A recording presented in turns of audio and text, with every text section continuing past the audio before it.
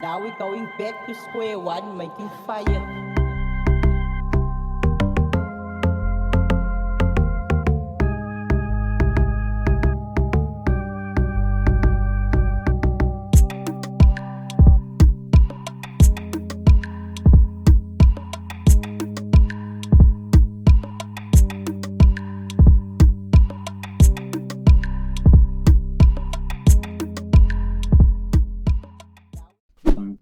And systems integrations, right? So I had a lot of graduates coming in.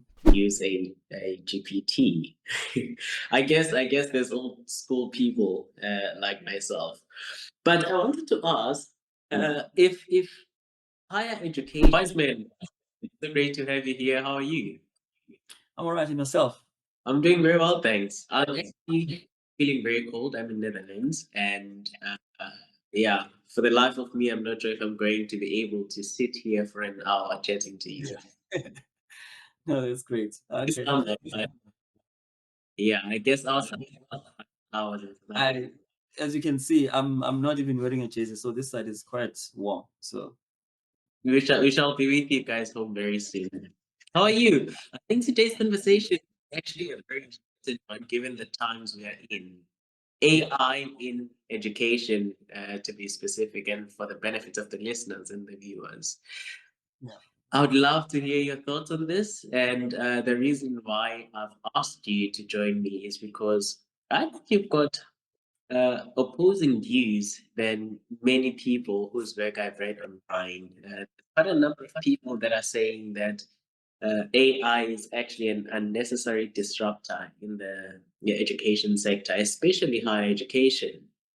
And with a couple of conversations, or at least interactions I've had with you, you've indicated that actually it is people that are reluctant to change that are going to say things like AI isn't good for education. I would love to hear your shot on that, your response to that. Yeah, okay. So AI is a quite an interesting subject. I think most people have had a difficulty in seeing the good of AI because everyone hears from the next person what AI is, right? So I think that's the biggest problem that we are facing now. If you think if you go back in time, ever since maybe the first industrial revolution, every new technology or innovation has always had its ups and downs. It has always had its sort of hindrances in terms of growth in some fields than more than others. And AI is not going to be any different. Um, if you look at what AI is doing now, it's at its infancy in terms of what people can do with it. So everyone is playing around with a lot of things, and of course, because the new technology, everyone is trying to hop onto the bandwagon, and then you'll find a lot of useful and useless things that are happening.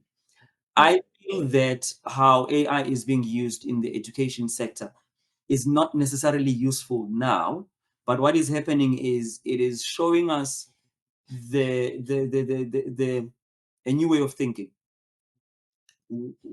This is what AI is all about. It is supposed to change how we think and how we see things. Until then, we are going to have a serious problem. Now, I'll give you an example. It so happens that I build a lot of educational tools, e-learning platforms, and all sorts of things. And obviously, as you will know, that most of the things that I build are centered around AI. I started this a long time ago, whether it's machine vision, machine learning, you name it, natural language processing. In the educational space, when I started working in the field of building classroom or educational tools, as you can put it, whether it's virtual reality or whatever else. I've always had a dream, and this was a dream about 6, 7 years ago, a dream of a tool that is going to be able to assist in terms of career guidance. Career guidance in a very different way. Career guidance in a way that is very personalized. Personalized learning. You have this. This is now in a dream, right? So it so happens that it coincides with what's happening now. But this is me dreaming.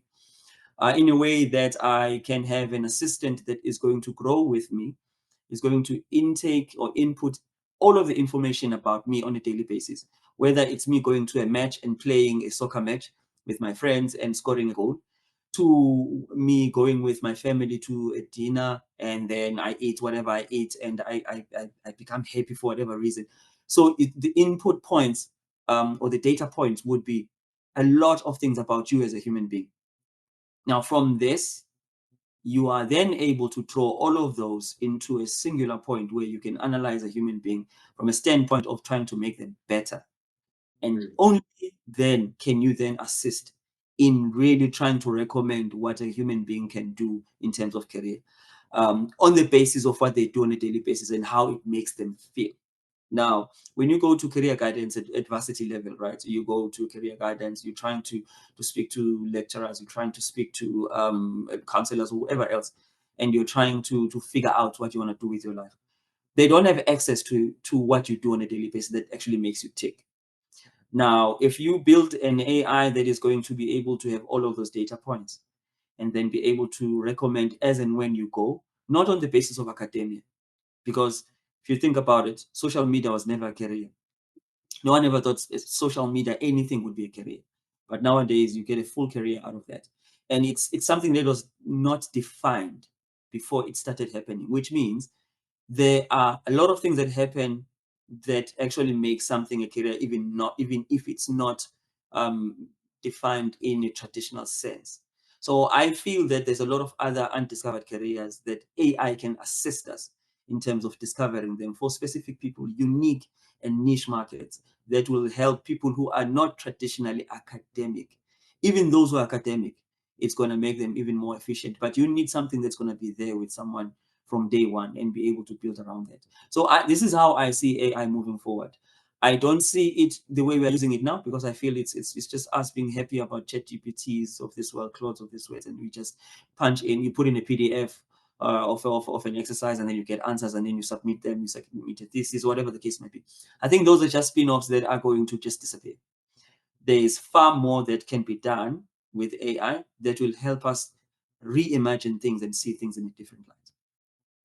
Okay, I hear you, but right now, and because we are contextualizing this with the education sector, it would be interesting to know what your thoughts are on the use of AI in the class. And I say this because I'm a lecturer. I've interacted with a number of lecturers. Just last week, I was in a webinar where we had professionals talking about, there's a term that they use, I've forgotten it, talking about AI being a disruptor in the education sector and how it's going to uh, rape an opportunity of students to actually think critically, rob them of an opportunity to think critically. And I see this with some of my students. They tend to rely very much on the use of AI. Unfortunately, you said we tend to restrict it to ChatGPT, but I am going to make an example with ChatGPT. You get a lot of ChatGPT generated content. And I'll argue that for the next 3 to 5 years, that's a pandemic we're going to be sitting with as a globe, not just South Africa. And the question for me then is, what happens with students that have relied on AI throughout their university years? So I've hired a lot of students to work for me in my company, Yeah. and unfortunately, through the years, my company has been around since 2014. We are a software development company that focuses on AI now, and systems integrations, right? So I had a lot of graduates coming in as my employees, and over the years, I've always had a singular problem. What happens after someone has graduated? Do they graduate on understanding that they can produce something greater from their already existing knowledge, or are they graduating to say that they have done some basic work in whatever they need to do and they are sort of ready to go into the marketplace? And I found an answer to that. Unfortunately, I paid school fees for that, because I would find that my students, some of them BTech students, some of them undergrads, I found that the problem with them was the thinking after the development of a product that I'd given them from a client perspective. It was very finite. I'll give you an example. Client has a specification for an application that is an entertainment application. People go into a club and then they record videos, they upload onto this app, and then it's supposed to archive them and then send them off to whatever else that they need the videos for, whether it's analysis, backend analysis, whatever the case might be. If you give it to someone who can code, they will code that particular application, but it will lack a lot of innovation and creativity until someone else comes and says, hang on, but okay, it works, but why are you putting that button top right hand corner? Why are you not putting it bottom left? And again, there's psychology that comes with that as well, to say that you basically design a certain product in a certain way and use certain colors because psychologically that is going to resonate with users. But a graduate or someone who has just learned and gotten their degree or diploma is not, unfortunately, at a level where they can see that go further than what it is into a product that you can sell. Now, that's the gap that I feel AI sort of closes, because we are not saying because people are using ChatGPT to submit assignments, then they will pass and then they will get a job and then they will do a great job at that. We are basically saying a good AI user will learn how to use AI properly in order to reach what they already perceive. Garbage in, garbage out.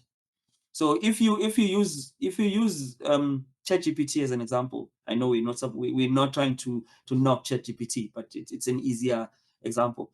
If you use ChatGPT let's say your lecturer gives you a simple assignment to say do a microcontroller programming script that is going to that you can use to do a keyboard or a security keyboard, a key access, right?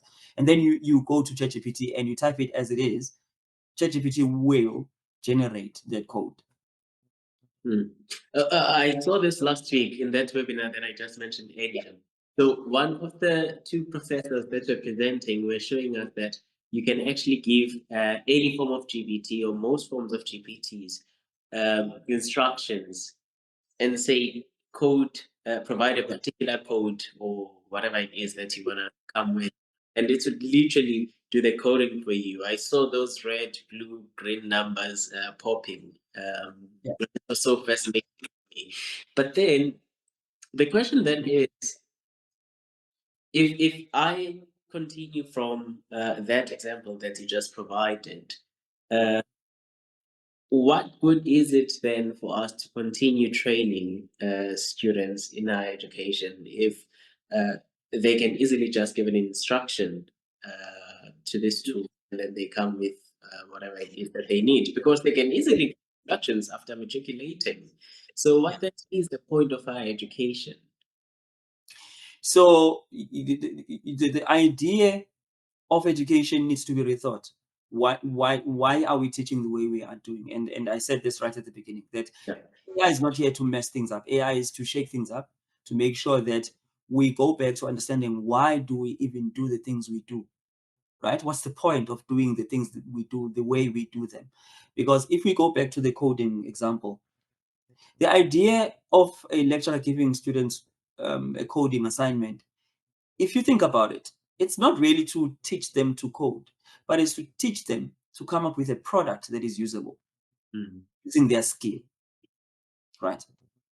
So you're not trying to delay the process of coming to the conclusion or to solving. You're not delaying a process to solving for X, but you are trying to make sure that that process is shortened so that the product is right there in front of you. And then the idea is to have that student being able to see the product in its finality, if it's good enough for whatever else they actually need it for. If I am someone who builds security systems, right? I've got I'm a software engineer, and my job is to build security systems. So now what AI is saying, the heavy lifting is going to be done for you to actually know how to prompt the AI to give you code that is going to drive you towards your solution. So you spend more time on making the solution better rather than building it. I'll give you an example. End to end, if I'm doing a product, whether it's an online SaaS application, that needs to do whatever, do a video analysis. I'll give you an example. I'm doing a dance thing now because I'm a dancer. So I'm doing I've done actually a product, full product. You upload your dancing video, whether it's ballroom or Latin or ballet or whatever else. And then it gives you a full analysis of your dancing. It tells you exactly what's wrong, what's right. Right. Interesting. I managed to do that full application, beginning to end, everything. I've deployed it in a space of 3 months. Now, with my experience, I would have been able to do the same without AI in about, say, 12 months, 8 to 12 months, with debugging and everything, right? Without experience, I would have had to take 2 years trying to put it together. So already you can see, the idea is not for me to find difficulty in coding the application. The idea is to finish it so that it can do what it's supposed to do. If I am a company that sells products, it makes it easier for me to see if there's a need for that product to begin with. So prototyping as well as going to production quicker is then good for the profits, because now what good does it do for me to spend 1 year building a product no one's going to buy, whereas I can do it in 1 week and test it out in the market and then come back and build another one in the next week or so. So the idea of us trying to force the process to be longer because we want students to be methodical in their thinking is now sort of coming to an end. You are almost trying to have learners be able to visualize something and then put it on paper and then have that transpire into something else. So because people use certain ways of thinking, people think differently, right? If you think of mathematics, it needs fundamentals. Is supposed to help people be logical in how they solve problems. So train your mind to solve problems. But that is pretty much what you want a human being to be able to do, to be logical in solving problems, not to be boggled down by trying to figure out what code I must use, what language I must use, how am I supposed to put it together so that it actually gets to what I want happening before I can actually start moving forward. You remind me of another very good friend of mine. He is a chemistry doctor, and he often says, we take this AI thing for granted, and in our context, we would be talking about the GPTs. And this one time he said, we actually do much work than the GPT itself, giving it instructions, because it needs you to think critically about how you phrase those instructions so that you get what you want. It doesn't actually do the thinking for you. It just takes your instructions and does what it is that you've instructed it to do, not because you are incapable, but because maybe you want to save on time, as you correctly make in your example. But then, I guess for me, what lingers in my head is the fact that the example that you're giving now in the education space are a bit different. I think it's all good and well if you are dealing with product development to use these AI tools. But then I sit and I examine students' work, and I literally just came back from reading a research proposal. I would say 80-90% of it is AI generated, and I could easily pick that up. And I'm taken back to Prof. I think his name is Andy. Prof. Andy's article that was recently published in Daily Maverick, where he said AI is an existential threat. Again, he said that because how he rationalizes it is that is where he started, where he says these tools tend to uh, do most of the work for the students. You know, in the olden days, you would sit and you would actually exercise your brain. But now you do give the instructions. You've got this doctor that I'm telling you about who says you think much giving this thing instructions. And then you've got this professor from UJ now saying that actually there isn't any thinking that is involved in this process, because that thing does the thinking for you and even gives you what you should be producing. So I don't know. I feel like I'm caught in the middle. I don't know where to position myself in the AI situation. Yeah, let me help you maybe there. I think it's not, I'm not a professor, but I'm definitely an expert in my own field. Yeah. And it so happens to be AI. Um, let me put it this way. If you know how LLMs generate the text that they generate from tokens and how they pull information together, you'll actually understand that there's no thinking behind that. There isn't. It's just a way of predicting the next word to say according to how humans say certain words in a certain way in phrases, using the existing information or the available information, which is the internet. There is no thinking. Yeah. There is no thinking. The reason why I would prompt ChatGPT differently to you is because I know how to say things in a way that makes sense. That means I have to think. As I said, garbage in, garbage out. The reason why most people would not be able to get the best out of a ChatGPT of this world is not because they are stupid. It's because this thing doesn't think. It says everything the way you are. It sees everything the way you are saying it, and then it will generate an output that will go according to that. So maybe to try and move you towards a certain direction, there's one person saying that you have to do the thinking, which I support, and there's another person who's saying there's not much thinking, which I don't support. I would say in the education space, rethinking doesn't mean that you must go back now and change how you set up your questions, whatever the case may be, or how you set up your lectures and whatever. What it means is this: one of the things that can be done. I'll give you an example. If universities would put together a platform that makes it, there should be some sort of incentive for students to use it, right? Right now, ChatGPT has an incentive of saying you're going to pass quickly, or you don't have to think about your assignment. You can just have something that puts together words that looks like facts, and then you are able to submit, right? That is what is drawing attention of students, because they want to do things mostly at the last minute, right? If you, as universities, you created a system using the same AI that will have incentives for students. Students are very easy to find what the incentives could be. It could be credits, it could be learning credits, it could be money for tax shop, it could be anything. There's a lot of struggles that students face on a daily basis, social struggles.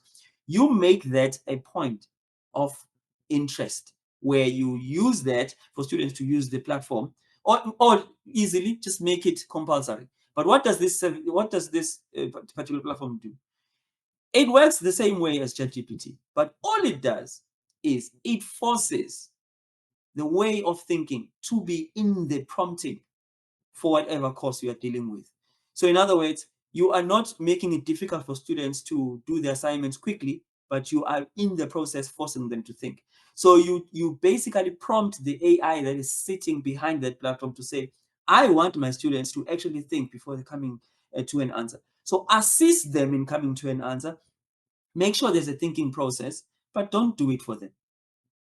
And you just draw students to, so it's educationally focused. So the submission of tutorials, the submission of tests, the submissions of assignments is on that platform.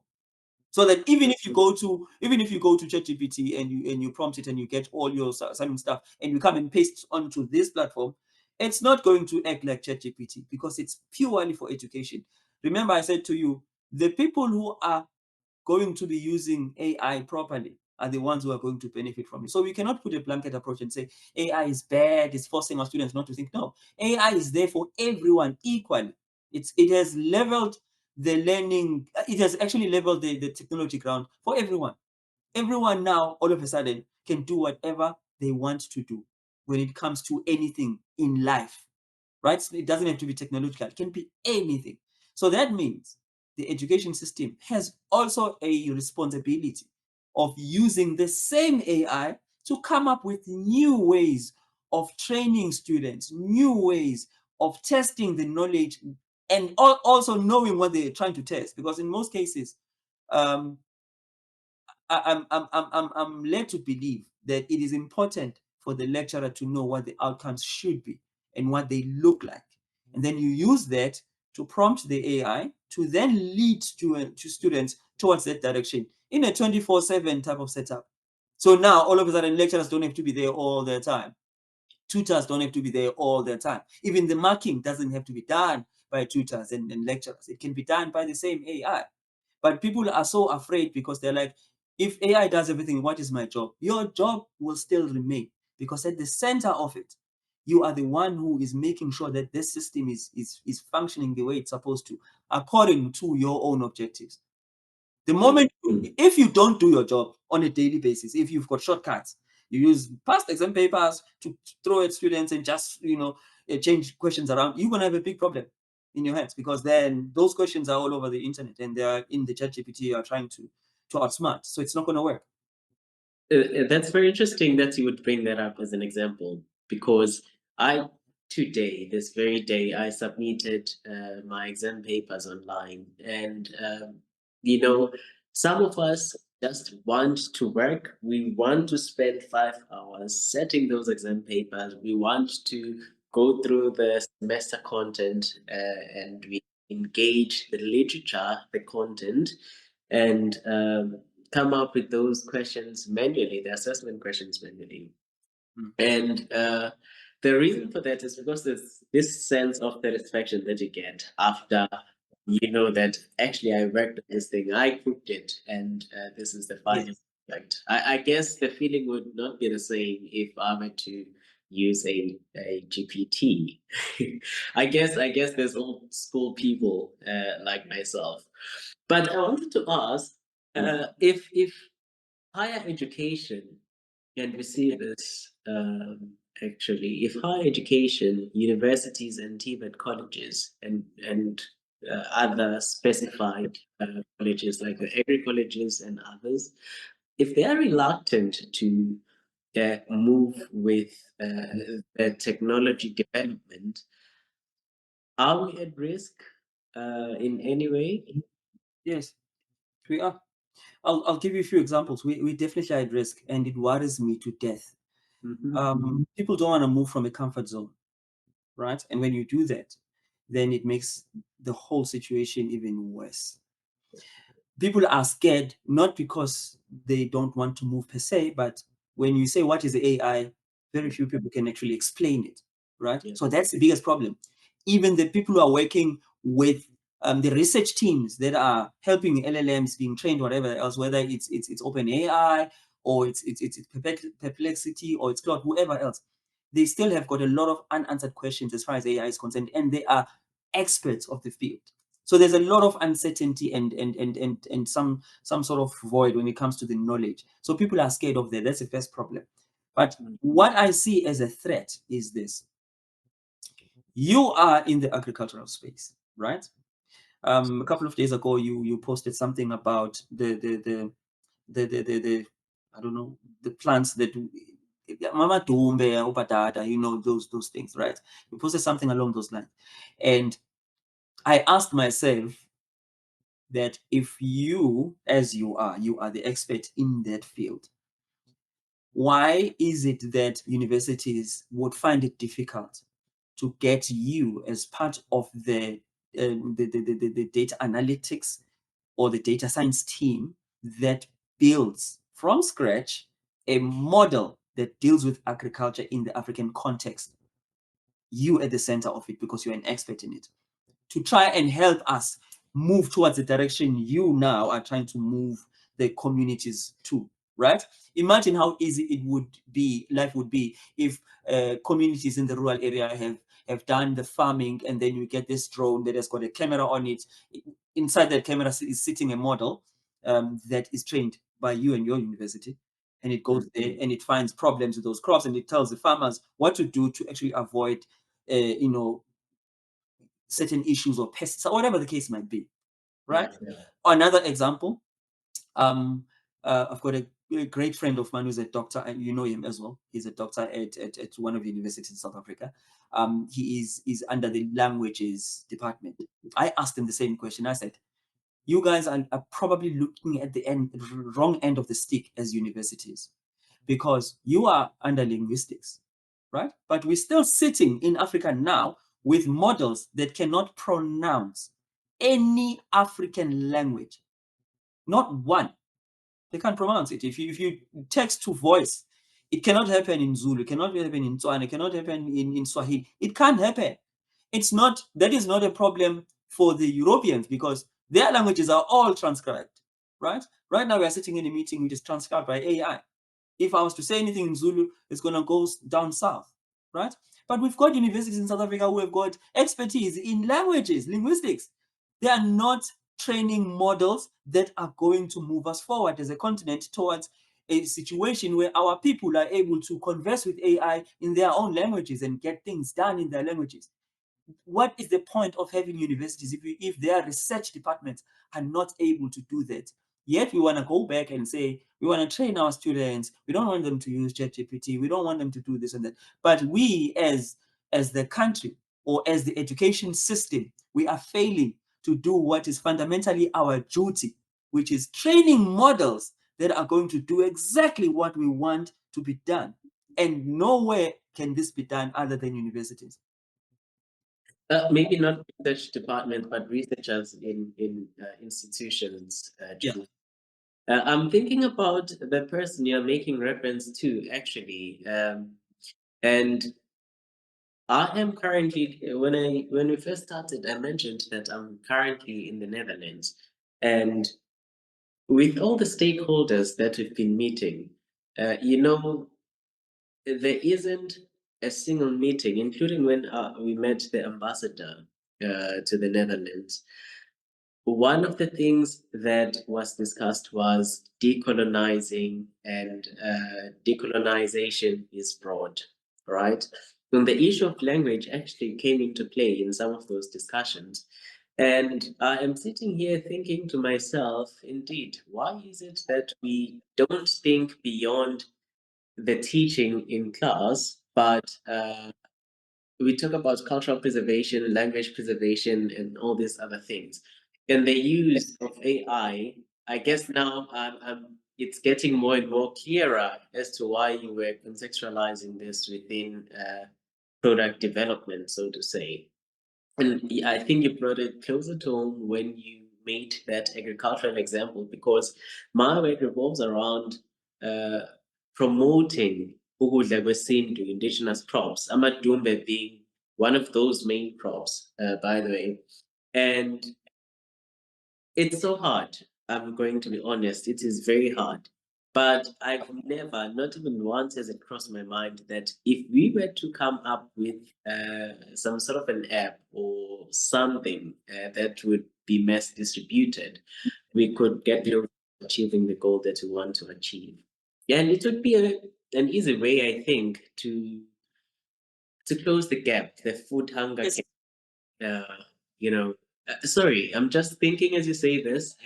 You're right. I mean, I always tell everyone when I get invited with in these AI meetings, I always tell everyone and say what AI has done for Africa, nothing will ever be as productive and as efficient for Africans to leverage on technology like AI. AI was supposed to happen for Africans. The only thing that would have to change is the mentality. What do I mean by that?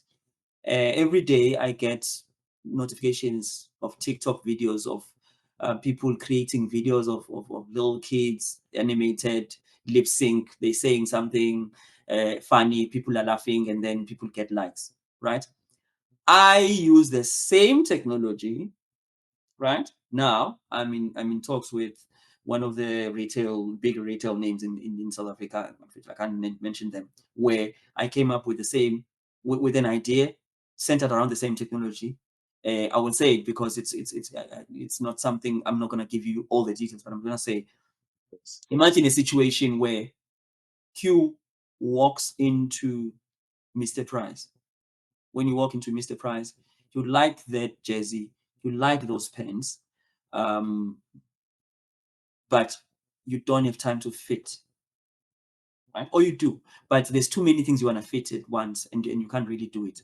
So what my AI then does is it then takes 3 pictures of yourself as Q, creates a 3D model of you, in other words, like a model, a Q model, right?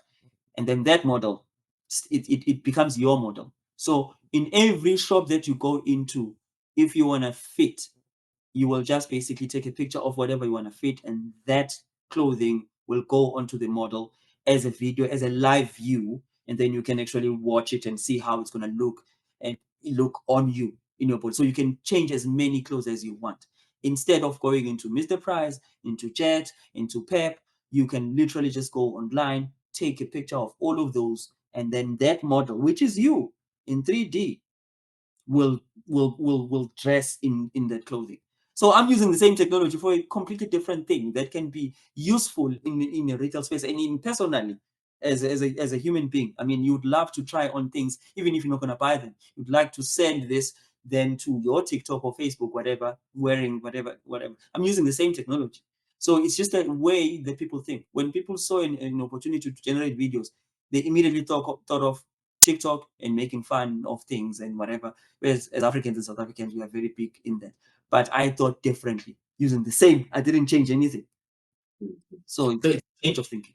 It's all about how we adopt and use the tool, number one. Yes. Number two, how I'm hearing you from past 35 minutes that we've been interacting, I think what you're saying is we need to shift, especially after higher education, we need to shift from seeing AI as a tool that generates content, but as a tool to create. Yes. Right. And Yes. we need to align it within our specific disciplines to provide solutions to existing societal problems. Yes. That's this conversation. You've got research, you've got tons and tons of research and theses, you've got libraries that are full of books that could all be put into models that are very specific and they are IP sort of tied to that particular institution. And institutions can share these models for their own students. You would see wonders from that standpoint. It's just the way that we think when it needs to shift. This is very interesting. Do you have training sessions with institutions generally about AI? Because I feel like my institution would benefit from having somebody like you, not just talking to students, because we always think that we need to talk to students and how they should not. The conversation is always about not using AI for da da da da da. But then I think just listening to you, the much needed conversation should be between experts like yourself and academics who are actually supposed to be people that are creating, doing way beyond just the teaching. Do you have such interactions with professionals? I do. I mean, it doesn't form a bigger part of my calendar, but I do that. There is a certain institution that I've been in talks with for the past 1.5 to 2 years. Obviously, red tape here and whatever the case may be. But yes, I do. I do that kind of interaction. I feel that that's what we need in our educational space because there's so much that can be done with AI, and no one is looking at it the right way. I believe. I think we need to change how we think. and how we see AI in general for the education of this country and the continent, perhaps the world. Oh. And maybe as a last question, would you read a book that is AI generated? I would read a book that is AI generated by my assistant AI, not someone else's AI. Why? Why is that? Because I've got my own assistant, my own AI assistant that I ask questions if I need questions. So it's obviously built on the same platform as your ChatGPTs or whatever, but I feed it my personal information so that it knows me and my emotions and how I feel and how I see things, and then perspective and whatever else. So it makes it easy for it. If it generates something, it's going to generate something that it knows for a fact is going to resonate with me, and that thing will resonate with me, right? It's like the music. I just started playing around with the music generating AI, and it's quite impressive because once you push it towards your choices of things, then it's able to generate music that will resonate with you depending on how you are feeling. So if I say I'm a bit down today, it will purely generate music that is going to help me from the knowledge of me. So it's very personal. It's very personalized. So that's what I'm saying to you. For me, it's no longer, and we are going that direction. It's no longer a one size fit all. And this is another thing that universities need to understand. It's not a one size fit all. It's not a lecture room full of students all listening to one person teaching. It's about personalizing each and every experience of a student to go in a pace that is going to be productive for the student, but also effective. Right? So that means it's personalized. The reason why we've got a one teacher, 40 students, is not because we wanted to do it that way. If you go back to how education started, it all started from the factory days, the first and second industrial revolution. That's why classrooms are the way they are. We just didn't have many teachers to teach. So we had many students for one teacher, but now we've got AI that makes that possible, to have a teacher per student. So why are we not doing that? Why are we not creating teachers, agents that are teachers, that are fed with your university information, and each student will have their own personal. So when they speak back, it's a personal interaction. It's a one-to-one all the time. Therefore, when you talk about creating a book, whatever, that AI will have my insights. It will have my emotions because it knows everything. It's almost like a friend who's always there with you all the time. So that's why I wouldn't read a book that is generated by someone else's AI unless I want their insights. But if I want motivation, whatever the case might be, yes, I would read a book that is generated by Steve Jobs' AI, right?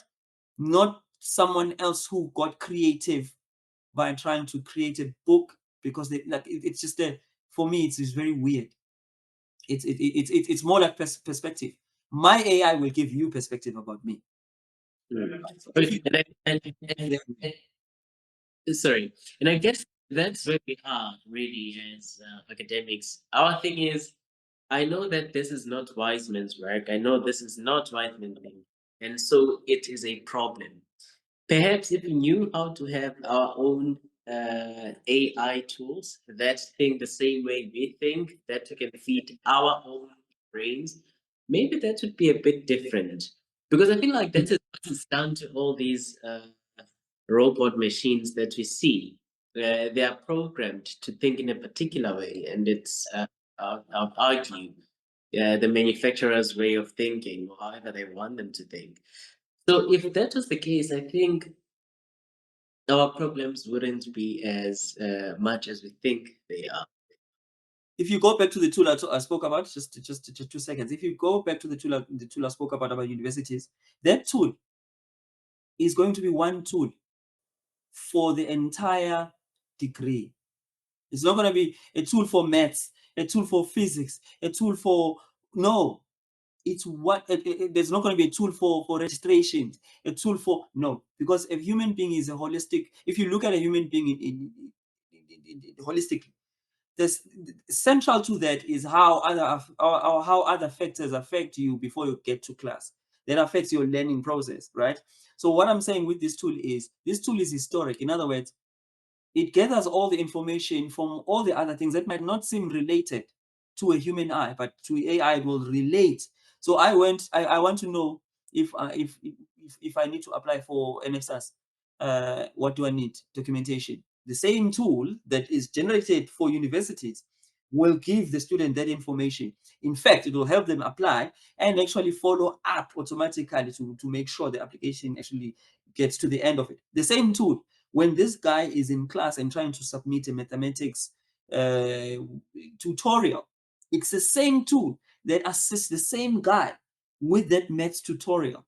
So what you do in science, if this tool realizes that there's a certain understanding that you didn't grasp in mathematics, and it can be easily explained in a scientific manner because you seem to be very good in science, it will then be able to actually use that to teach you something, so that when you go back to maths tomorrow, you don't have to go back and not understanding the same thing, because this thing was already sort of intertwined with your physics lecture and what you submitted thereof. So it is there with you wherever you go. I feel that if universities were to see this as a real opportunity, Q, I'm telling you now, universities will once again be central to human progress. You know what's interesting for me? You made that example, and again, it takes me back to the language point that we touched on earlier. We usually relate understanding, a student's understanding lack thereof, to their language. The students are failing because we are speaking in English or because we are speaking in Yes. Afrikaans. But then we disregard all these other things. You make an example of a person being stronger in physics, but physics is not taught in isiXhosa. Yet the very same student would fail the English language. Interesting. So just one question to you. In your knowledge, where does research happen? Like, what institutions are known for research? I mean, in my field, I can say the Agricultural Research Council. No, but what I'm saying is it not educational institutions? Is it Oh, not? of course, mainly educational institutions. Right. Everything that has to do with AI today is found in some research paper, right? Everything, all of it, the mathematics behind it, everything. So how is it that universities, in their expertise and their field of research, they are now the ones who are rubbishing the same tool that came from the same research that they conduct, and yet they are not using that same research? To me, it makes no sense. I feel that because AI is all about research, universities should be the ones that are central to this. Why? How did it leave universities and became a private thing? And what? I mean, I've got a very good response to that. I think universities generally have this thing of coming up with things and then they ridicule them. Same as we see with governments all over the world. I will bring this example. Right now, you would know that in South Africa, there's this all of a sudden a big movement against the use of pesticides. And I think in the past 3 weeks, there were talks in Parliament about what pesticides to do away with. Those very same pesticides were approved by government. They were researched by your researchers in the country, the very same researchers that are speaking against them, right? Yeah. I, yeah, Yeah. it's just how we work, I suppose. I suppose. Yeah, But I just Wiseman, believe everyone should have an AI. You should have an AI. I should have an AI. Everyone should have an AI. yeah, yes, I hear you. I hear you. I partly agree with you. But we just need to find our way around this AI thing. Again, I agree with you with all the examples that you provided, but in the context of a student that is sitting with me in the classroom and them heavily relying on AI, especially and I love that you made this example, especially a tool that does not match their thinking capacity or their train of thought, then I think that is a problem for me. And I think it seriously works to the detriment of the student, especially if you think about the future post their time in the classroom. What happens if then, let's just say hypothetically speaking, you've got students and there is this AI that is embedded within the education system. And now I'm used to using this tool as Kanisani, and it thinks the way that I think. I can just give it instructions and it does what you said. Yeah. Yours does. And then 5 years down the line, we were having this conversation, interestingly, last night. AI is shut down because it uses a lot of resources, water, energy, whatever. What then happens? I'm so used to prompting this thing to do the thinking for me or to help me think, and all of a sudden it no longer exists. Q, right now, I've got a server, personal server. It's running a GTX GPU, which is a cheap GTX. It's like it costs around 8,000 rands.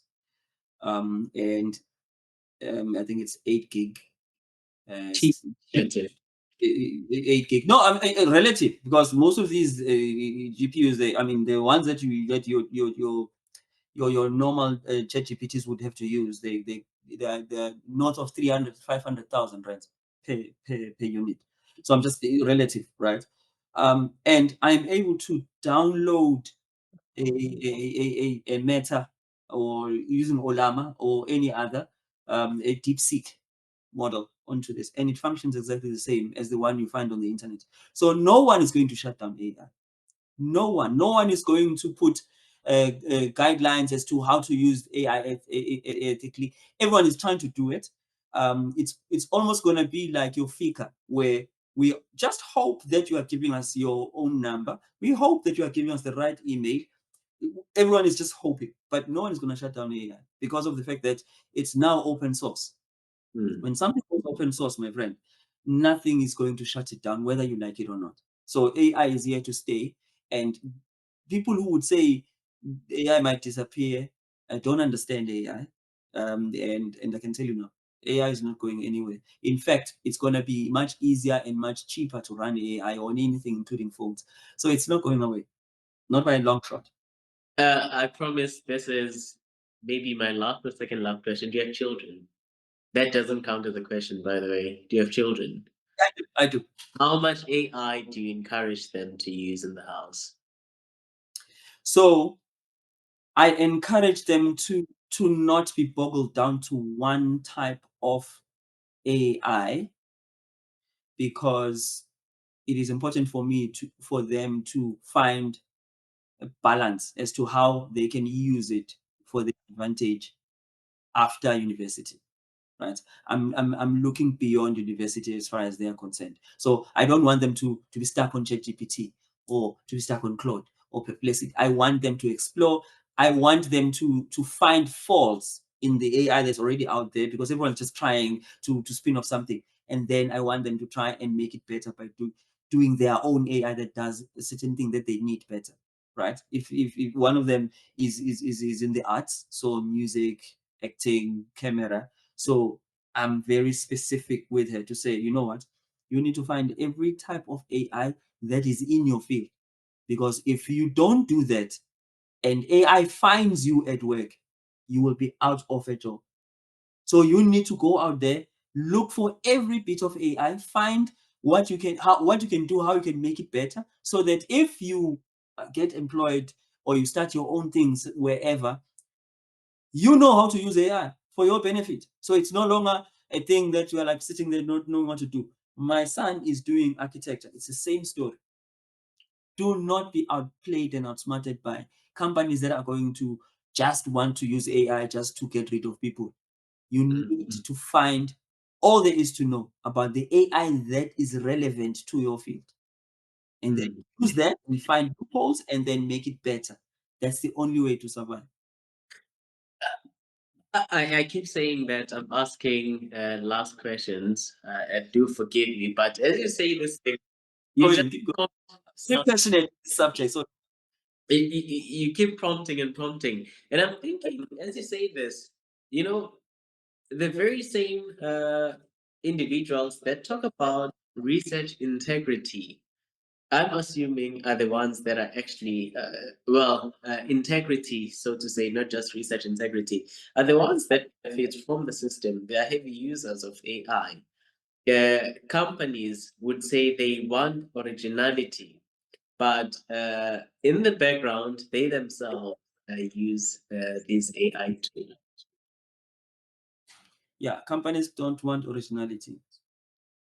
Companies don't want authenticity. Companies want, I'm telling you now, companies want efficiency. Companies want they want efficiency, and they want to make sure that when they've got that efficiency, they've got profit. That's it. That's all there is to it. Nothing outside of that. Good example, McDonald's. McDonald's is not the greatest maker of burgers. Their burgers, really, you can make a nice burger at home. But they make burgers and they sell a lot of them, and they're not tasting nice. Even people will eat it and say this tastes like plastic, but tomorrow they are buying it again. Yeah. So it's not about authenticity. It's not about ethics. Trust me. When it comes to money, when it comes to big corporation, when it comes to employment, it's all fluff. It's all fluff. They will tell you, no, we don't want to lose employees. We want to have more employment and whatever else, and we are creating jobs. There's none of that. This is why it's important for you to know that if you use AI smartly, then you will be able to be the last man standing. Otherwise, it's not going to happen for you. Wow. I think some of the things that actually your junk, but I think having said with the two professors last week, Andy Collin is the UJ professor. Yeah, having said with those two professors, Khalid is the one from the University of Pretoria, and when Khalid was present, he even showed us that he has his own song that is AI generated, and we can even look it up. I'm not sure if it's his song, but an AI about the University of Victoria, and you can even find it on Spotify. And apparently, so many people are leveraging on that now. And I think really the takeaway home for me from this conversation is AI is a tool, not to disrupt as you think, but rather a tool to create. If you talk about products or anything, we just need to use it for creating and To get the best out of you. yeah. To get the best out of you, regardless of what it says. That example you made about Amadumbe, I think it's something that is going to charm me quite a bit, and I think you and I may have to talk quite a bit. Conversation there. Oh, interesting, yes. But Okay. it's been a very interesting conversation, an eye opener for me, especially within the classroom and outside the classroom as well. I truly appreciate it. Ngiyabonga. Angithi Thank you very much. I really I thank you for this opportunity, and thank you for having me. It's really an honor, honestly speaking. So thank you so much. Siyabonga Mhlekazi. Thank you, Bob.